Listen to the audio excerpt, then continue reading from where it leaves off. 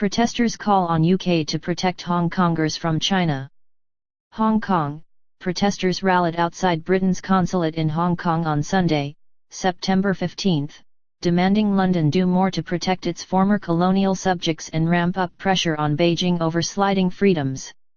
Hundreds of demonstrators sang "God Save the Queen" and "Rule Britannia" outside the consulate, waving the Union Jack as well as Hong Kong's colonial-era flags.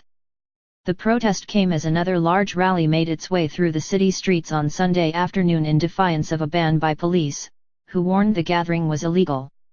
The once stable international hub has been convulsed by weeks of huge, sometimes violent rallies calling for greater democratic freedoms and police accountability.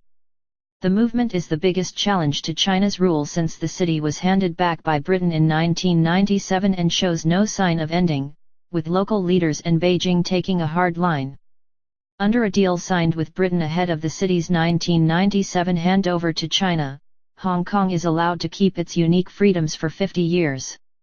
Activists accuse Beijing of reneging on those promises by tightening political control over the semi-autonomous territory and refusing calls for universal suffrage. Many of the protest signs accused Britain of not doing enough to confront Beijing over its tightening grip on the semi-autonomous Chinese city.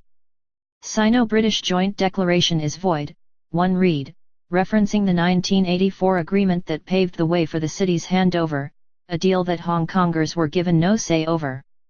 So far I'm quite disappointed by the fact that the UK hasn't done anything to support us, protester Alex Leung, a recent graduate, told AFP.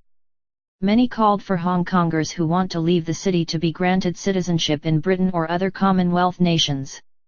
Some Hong Kongers were given British National Overseas (BNO) passports before the handover, a document that allows holders easy travel to the UK but grants no working or residency rights. At least with the full citizenship they can protect Hong Kong people from the Chinese government, protester Anthony Chow, who holds a BNO passport, told AFP. Earlier this week some 130 UK lawmakers signed a joint letter calling for Britain and Commonwealth countries to come up with an insurance policy for Hong Kongers to resettle overseas should they wish to. Britain treads carefully. Hong Kong has been battered by nearly 100 days of protests, sparked by a now abandoned plan to allow extraditions to the mainland. China has portrayed the protests as foreign-funded, singling out Britain and the United States for criticism, although it has presented little evidence beyond supportive statements from some foreign politicians. It has insisted Hong Kong, an international finance hub with a significant foreign population, is an entirely internal matter. Britain has walked a careful path on the protests, keen to keep Beijing on side as a valuable trade partner, especially given the uncertainty thrown up by its imminent departure from the European Union.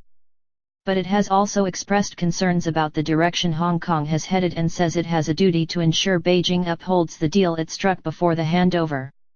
The joint declaration is a legally binding treaty between the UK and China that remains as valid today as it was when it was signed and ratified over 30 years ago, a British Foreign Office spokeswoman said in June.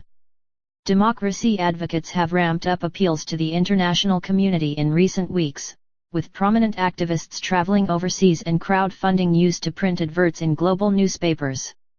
Joshua Wong, a well-known activist, is currently in the United States and met Germany's foreign minister earlier this week in Berlin, a trip that has infuriated Beijing. Sunday's protest outside the UK mission was significantly smaller than a huge march the week before to the United States consulate which saw tens of thousands turn out. The movement has vowed to continue until key demands are met, including an inquiry into the police, an amnesty for those arrested and universal suffrage. While fights have broken out between rival political camps in recent days, the last 2 weekends have seen much less intense battles between protesters and riot police. But there are plans for further protests, especially come October 1 when leaders in Beijing are planning huge celebrations to mark the 70th anniversary of the People's Republic of China.